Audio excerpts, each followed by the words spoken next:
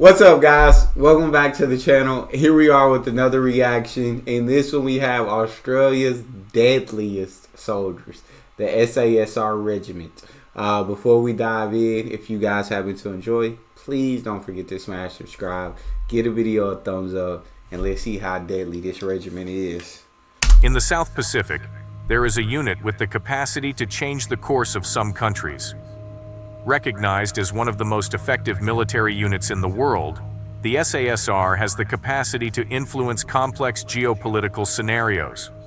With rigorous training and state-of-the-art equipment, these highly specialized soldiers have participated in crucial operations in various global conflicts. In the long-range reconnaissance role, the SASR normally operates in small patrols of 5 to 6 operators with the task of infiltrating enemy-controlled territory and providing intelligence on enemy activities and capabilities. Gotcha. During these tasks, the SASR seeks to avoid confrontation with the enemy. SASR soldiers also direct fire support, including airstrikes, to destroy enemy installations and disrupt or kill enemy forces whenever possible. SASR reconnaissance patrols can be inserted by air, by helicopter, parachute, or high-altitude parachute, land, on foot or by vehicle, or water, including by submarine, small boats, kayaks, or scuba diving, and have proven capable of covering long distances and remaining hidden in jungle, desert, and mountainous terrain. They can be transported by any way imagined. Any way you could transport someone, the SASR can be transported that way. Don't matter. Water, land, air, don't matter. Don't matter to them. And yeah, I don't think you want to smoke with this. I don't think you want to smoke with Australia's deadliest soldiers. I've seen some stuff about Australia's military, and they get nothing but compliments from other militaries around the world. So they mean business. SASR patrols can also conduct sabotage and short-term attacks on high-value targets, including headquarters, airfields, communication nodes, counter-terrorism, with a SASR element designated as Tactical Assault Group West to respond to domestic incidents on the west coast of Australia and also for international operations. The regiment is believed to be organized as follows: Regimental Headquarters, 1st Squadron, 2nd Squadron, 3rd Squadron, 4th Squadron, Specialized Support Squadron, Operational Support Squadron, 152nd Signal Squadron. Each Sabre Squadron has approximately 90 men and is divided into 3 troops: Water Troop, Free Fall Troop, and Vehicle Mounted Troop. A troop comprises 4 patrols with 5 or 6 operators on each patrol and is commanded by a captain, with each patrol commanded by a sergeant. For surveillance operations, the SASR generally operates in patrols. However, for CT operations, it generally employs larger force elements.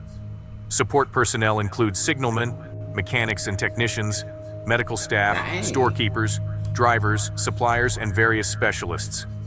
It was reported in 2012 that 6 female soldiers were being trained in the United States. As of 2003, the 152nd Signal Squadron consisted of 4 troops.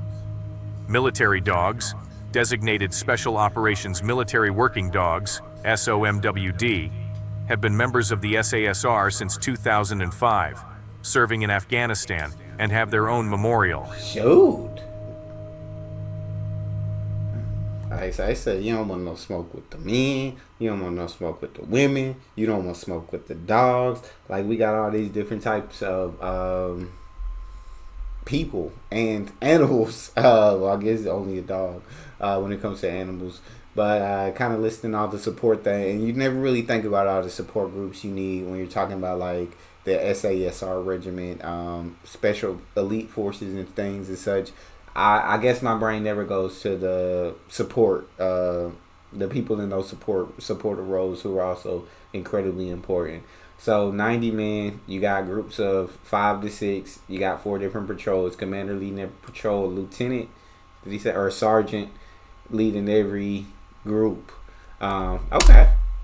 The SASR first saw action in 1965 as part of the Commonwealth Force stationed in northern Borneo During the Indonesia-Malaysia confrontation, SASR soldiers operated alongside their British and New Zealand counterparts in operations designed to prevent Indonesian infiltration into Malaysia, taking part in Operation Claret.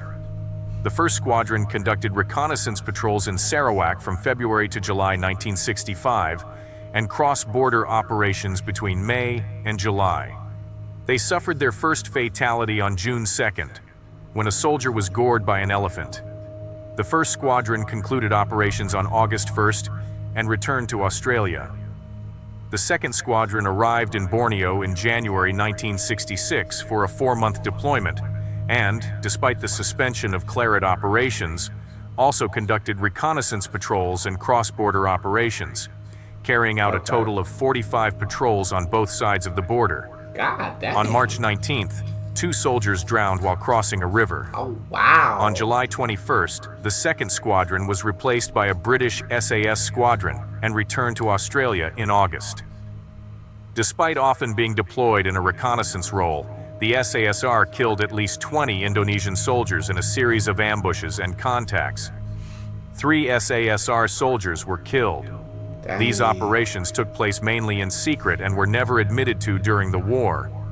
The Australian Special Operations Regiment, SASR, was not initially sent to Vietnam due to the withdrawal of advisors in South Vietnam in 1963 and the commitment of ground forces in 1965.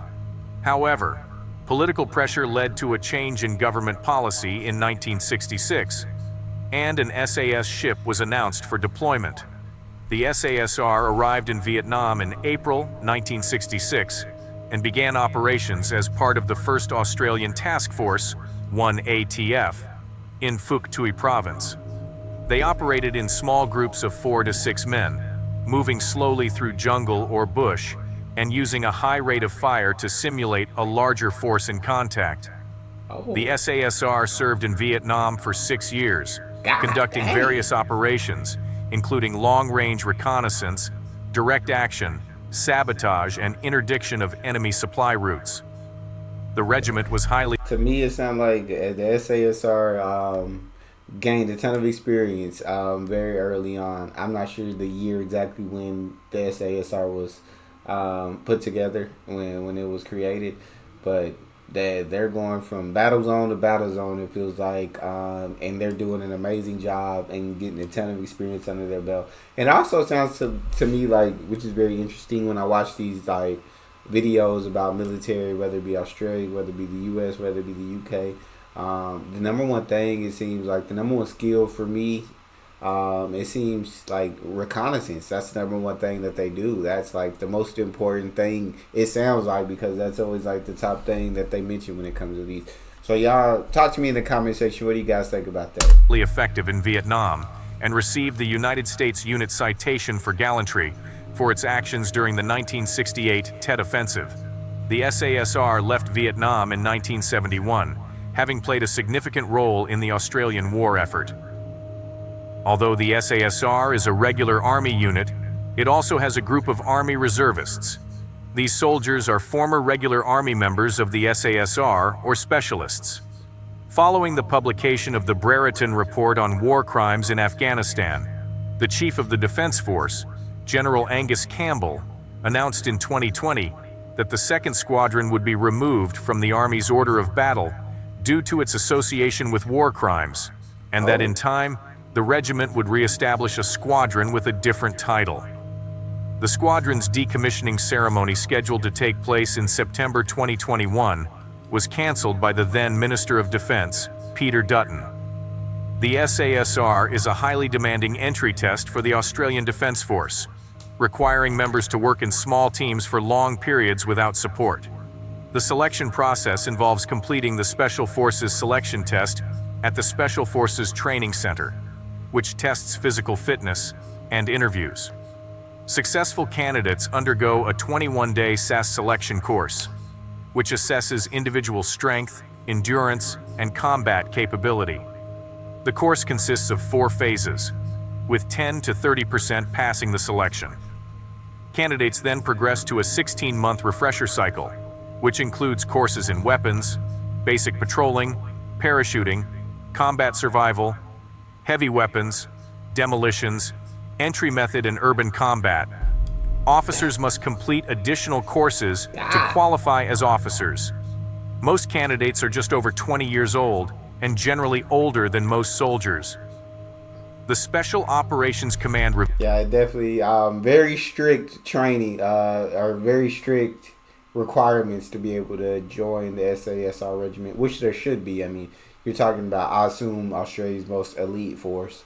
And so there has to be, the training has to be difficult to really test, like, if you can really make it in this regiment or not. And so those who make it are just have to be the best of the best. Otherwise, you wouldn't have made it. And so that's a great thing when you have very elite training such as that and very elite requirements to be able to join. Review report recommended a joint selection course for the SASR and the 2nd Commando Regiment. SASR personnel also provide weapons handling training for ASIS officers.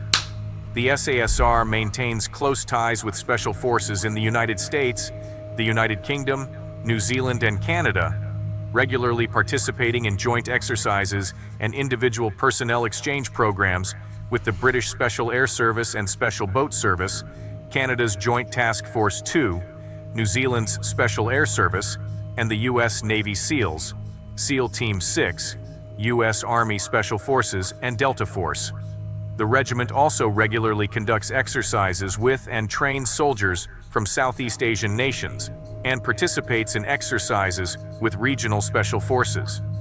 Since 1992, this has included close ties with the Indonesian Kopassus, a relationship that has sometimes been politically controversial. Since its formation, the SASR has lost more men in training than in combat due to the nature of the training regime. In 2014, the regiment celebrated its 50th anniversary. During this period, 48 soldiers were killed during operations or in training accidents, while another 20 died in other circumstances. More than 200 were wounded. The names of the dead are recorded on a plaque on a memorial made... What circumstance was this? In training was this? That is a ton of bodies. ...from a large piece of granite outside the SASR headquarters in Campbell Barracks, known as The Rock. Oh my days. If y'all can tell me what happened, I would love for someone to comment and talk to me if you know. But, yeah, to know that more of them die in training than combat is kind of a little bit scary, to be honest. But like I said, if you make it into this regiment, it means you are the best of the best, that you are mentally and physically elite. Mentally and physically elite. That's all we have. If you enjoyed, don't forget to subscribe, give it a thumbs up, and check out the next one. And I'll see y'all next time.